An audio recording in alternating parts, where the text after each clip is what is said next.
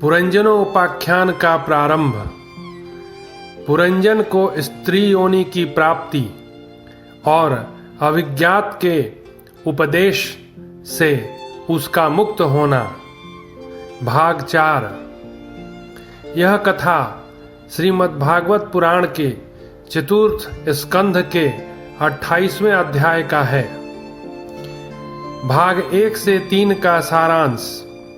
नारद जी प्राचीन बरही को राजा पुरंजन की कथा सुनाते हैं। पुरंजन 9 द्वारों वाले नगर में पहुंचता है और वहां एक सुंदरी को देखकर उस पर मोहित हो जाता है। फिर दोनों उस नगर में तरह तरह के भोगों में रम जाते हैं।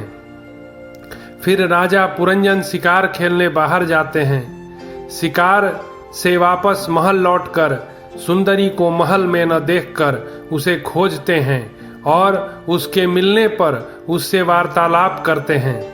राजा पुरंजन रमणी के साथ भोग विलास में ऐसे रमे रहे कि उनको अपनी आयु का भी ज्ञान न रहा। चंडबेग नाम के गंधर्व ने पुरंजनपुर पर चढ़ाई कर दी। फिर 5 फनों वाला सर्प 100 वर्षों तक लड़ा। बाद में काल की कन्या दुर्भगा ने काल यवन की सेना ने भी पुरंजनपुर पर चढ़ाई कर दी। देखते देखते राजा पुरंजन बूढ़े हो गए। अब यहाँ से आगे की कथा का प्रारंभ होता है।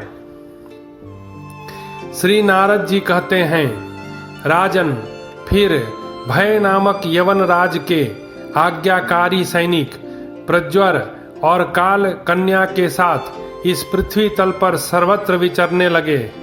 एक बार उन्होंने बड़े वेग से बूढ़े सांप से सुरक्षित और संसार की सब प्रकार की सुख सामग्री से संपन्न पुरंजनपुरी को घेर लिया। तब जिसके चंगुल में फंसकर पुरुष शीघ्र ही निसार हो जाता है, वह काल कन्या बलात् उस पुरी की प्रजा को भोगने लगी। उस समय ये यवन भी काल कन्या के द्वारा भोगी जाती हुई उस पुरी में चारों ओर से भिन्न भिन्न द्वारों से घुसकर उसका विध्वंस करने लगे। पुरी के इस प्रकार पीड़ित किए जाने पर उसके स्वामित्व का अभिमान रखने वाले तथा ममताग्रस्त बहुकुटुंबी राजा पुरंजन को भी नाना प्रकार के क्लेश सताने लगे। काल कन्या के आलिंगन करने से उसकी सारी श्री नष्ट हो गई तथा अत्यंत विषयासक्त होने के कारण वह बहुत दिन हो गया उसकी विवेक शक्ति नष्ट हो गई। गंधर्व और यवनों ने बलात् उसका सारा ऐश्वर्य लूट लिया। उसने देखा कि सारा नगर नष्ट भ्रष्ट हो गया है। पुत्र, पौत्र, भृत्य और अमात्य वर्ग प्रतिकूल होकर अनादर करने लगे हैं। स्त्री स्नेह शून्य हो गई है।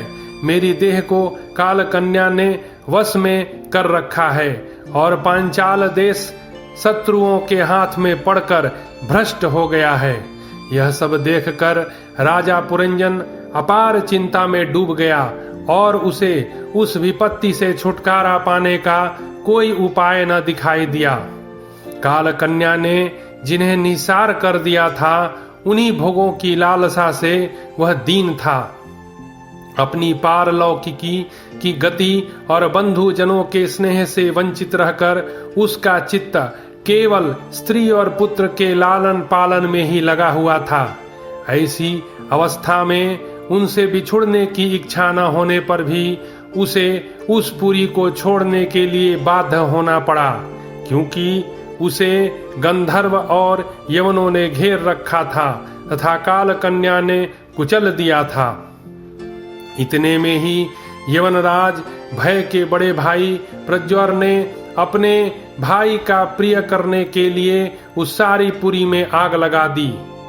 जब वह नगरी जलने लगी तब पुरवासी सेवक वृंद, संतान वर्ग और कुटुंबी की स्वामिनी के सहित कुटुंब वत्सल पुरंजन को बड़ा दुख हुआ।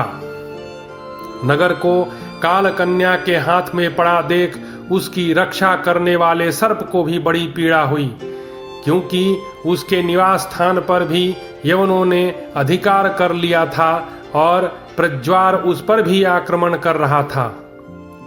जब उस नगर की रक्षा करने में वह सर्वथा असमर्थ हो गया, तब जिस प्रकार जलते हुए वृक्ष के कोटर में रहने वाला सर्प उससे निकलकर जाना चाहता है, उसी प्रकार उसने भी महान कष्ट से कांपते हुए वहां से भागने की इच्छा की। उसके अंग प्रत्यंग ढीले पड़ गए थे तथा गंधर्वों ने उसकी सारी शक्ति नष्ट कर दी थी। अतः जब यवन शत्रुओं ने उसे जाते देखकर रोक दिया, तब वह दुखी होकर रोने लगा। गृहासक्त पुरंजन देह गेह आदि में मैं मेरेपन का भाव रखने से अत्यंत बुद्धिहीन हो गया था। स्त्री के प्रेम पास में फंसकर वह बहुत दीन हो गया था।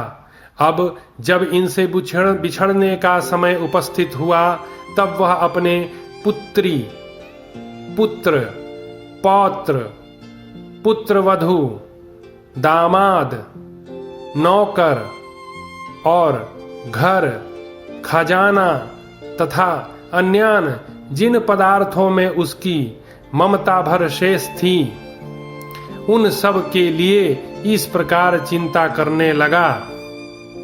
हाय, मेरी भार्या तो बहुत घर गृहस्थी वाली है। जब मैं परलोक को चला जाऊंगा, तब यह असहाय होकर किस प्रकार अपना निर्वाह करेगी। इसे इन बाल बच्चों की चिंता ही खा जाएगी। यह मेरे भोजन के किए बिना भोजन नहीं करती थी, स्नान किए बिना स्नान नहीं करती थी, सदा मेरी ही सेवा में तत्पर रहती थी। मैं कभी रूठ जाता था तो यह बड़ी भयभीत हो जाती थी और झिड़कने लगता था तो डर के मारे चुप रह जाती थी। मुझसे कोई भूल हो जाती तो यह मुझे सचेत कर देती थी। मुझ में इसका इतना अधिक स्नेह है कि यदि मैं कभी परदेश चला जाता था तो यह विरह व्यथा से सूख कर कांटा हो जाती थी। यूं तो यह वीर माता है, तो भी मेरे पीछे क्या यह गृहस्थाश्रम का व्यवहार चला सकेगी। मेरे चले जाने पर एकमात्र मेरे ही सहारे रहने वाले ये पुत्र और पुत्री भी कैसे जीवन धारण करेंगे। ये तो बीच समुद्र में नाव टूट जाने से व्याकुल हुए यात्रियों के समान बिलबिलाने लगेंगे। यद्यपि ज्ञान दृष्टि से उसे शोक करना उचित न था, फिर भी अज्ञानवश राजा पुरंजन इस प्रकार दीन बुद्धि से अपनी स्त्री पुत्र आदि के लिए शोकाकुल हो रहा था। इसी समय उसे पकड़ने के लिए वहां भय नामक यवन राज आ धमका। जब यवन लोग उसे पशु के समान बांधकर अपने स्थान को ले चले, तब उसके अनुचरण गण अत्यंत आतुर और शोकाकुल होकर उसके साथ हो लिए। यवनों द्वारा रोका हुआ सर्प भी उस पुरी को छोड़कर इन सब के साथ ही चल दिया। उसके जाते ही सारा नगर छिन्न भिन्न होकर अपने कारण में लीन हो गया। इस प्रकार महाबली यवनराज के बलपूर्वक खींचने पर भी राजा पुरंजन ने अज्ञानवश अपने हितैषी एवं पुराने मित्र अभिज्ञात का स्मरण नहीं किया। उस निर्दय राजा ने जिन पशुओं की बलि दी थी, वे उसकी दी हुई पीड़ा को याद करके उसे क्रोध पूर्वक कुठारों से काटने लगे। वह वर्षों तक विवेकहीन अवस्था में अपार अंधकार में पड़ा निरंतर कष्ट भोगता रहा। स्त्री की आसक्ति से उसकी यह दुर्गति हुई थी। अंत समय में भी पुरंजन को उसी का चिंतन बना हुआ था। इसलिए दूसरे जन्म में वह नृपश्रेष्ठ विदर्भ राज के यहाँ सुंदर कन्या होकर उत्पन्न हुआ। जब वह विदर्भ नंदिनी विवाह योग्य हुई, तब विदर्भ राज ने घोषित कर दिया कि इसे सर्वश्रेष्ठ पराक्रमी वीर ही ब्याह सकेगा। तब शत्रुओं के नगरों को जीतने वाले पांड्य नरेश महाराज मलयध्वज ने समर भूमि में समस्त राजाओं को जीतकर उसके साथ विवाह किया। उससे महाराज मलयध्वज ने एक श्यामलोचना कन्या और उससे छोटे 7 पुत्र उत्पन्न किए, जो आगे चलकर द्रविड़ देश के 7 राजा हुए। राजन, फिर उनमें से प्रत्येक पुत्र के बहुत से पुत्र हुए, जिनके वंशधर इस पृथ्वी को मवंतर के अंत तक तथा उसके बाद भी भोगेंगे। राजा मलयध्वज की पहली पुत्री बड़ी व्रतशीला थी।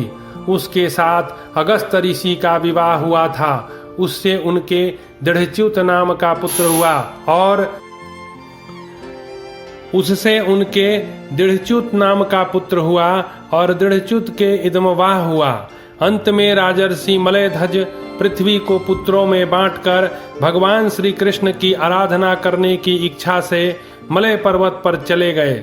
उस समय चंद्रिका जिस प्रकार चंद्रद्रेव का अनुसरण करती है, उसी प्रकार मत्तलोचना वैदर्भी ने अपने घर, पुत्र और समस्त भोगों की तिलांजलि दे पांड नरेश का अनुगमन किया। वहाँ चंद्रवसा, ताम्रपर्णी और वटोद का नाम की 3 नदियां थीं। उनके पवित्र जल में स्नान करके वे प्रतिदिन अपने शरीर और अंतःकरण को निर्मल करते थे। वहाँ रहकर उन्होंने कंद, बीज, मूल, फल, पुष्प, पत्ते, तृण और जल से ही निर्वाह करते हुए बड़ा कठोर तप किया। इससे धीरे धीरे उनका शरीर बहुत सूख गया।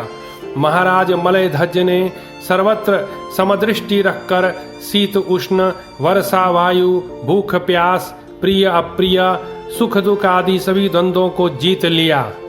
तप और उपासना से वासनाओं को निर्मूल कर तथा यम नियम आदि के द्वारा इंद्रिय, प्राण और मन को वश में करके वे आत्मा में ब्रह्म भावना करने लगे। इस प्रकार 100 दिव्य वर्षों तक स्थाणु के समान निश्चल भाव से एक ही स्थान पर बैठे रहे। भगवान वासुदेव में सुदृढ़ प्रेम हो जाने के कारण इतने समय तक उन्हें शरीर आदि का भी भान न हुआ। राजन, गुरु स्वरूप साक्षात श्री हरि के उपदेश किए हुए तथा अपने अंतःकरण में सब ओर स्फुरित होने वाले विशुद्ध विज्ञान दीपक से उन्होंने देखा कि अंतःकरण की वृत्ति का प्रकाशक आत्मा स्वप्न अवस्था की भांति देह आदि समस्त उपाधियों में व्याप्त तथा उनसे पृथक भी है। ऐसा अनुभव करके वे सब ओर से उदासीन हो गए। फिर अपनी आत्मा को परब्रह्म में और परब्रह्म को आत्मा में अभिन्न रूप से देखा और अंत में इस अभेद चिंतन को भी त्याग कर सर्वथा शांत हो गए। राजन, उस समय पति परायणा वैदर्भी सब प्रकार के भोगों को त्याग कर अपने परम धर्मज्ञ पति मलयध्वज की सेवा बड़े प्रेम से करती थी। वह चीर वस्त्र धारण किए रहती। व्रत उपवास आदि के कारण उसका शरीर अत्यंत कृश हो गया था और सिर के बाल आपस में उलझ जाने के कारण उनमें लट पड़ गई थी। उस समय अपने पति देव के पास वह अंगार भाव को प्राप्त धूम रहित अग्नि के समीप अग्नि की शांत शिखा के समान सुशोभित हो रही थी। उसके पति परलोकवासी हो चुके थे, परंतु पूर्वत स्थिर आसन से विराजमान थे। इस रहस्य को न जानने के कारण वह उनके पास जाकर उनकी पूर्व सेवा करने लगी। चरण सेवा करते समय जब उसे अपने पति के चरणों में गर्मी बिल्कुल नहीं मालूम हुई, तब तो वह झुंड से बिछी हुई मृगी के समान चित्त में अत्यंत व्याकुल हो गई। उस बीहड़ वन में अपने को अकेली और दीन अवस्था में देखकर वह बड़ी शोकाकुल हुई और आंसुओं की धारा से स्तनों को भिगोती हुई बड़े जोर जोर से रोने लगी।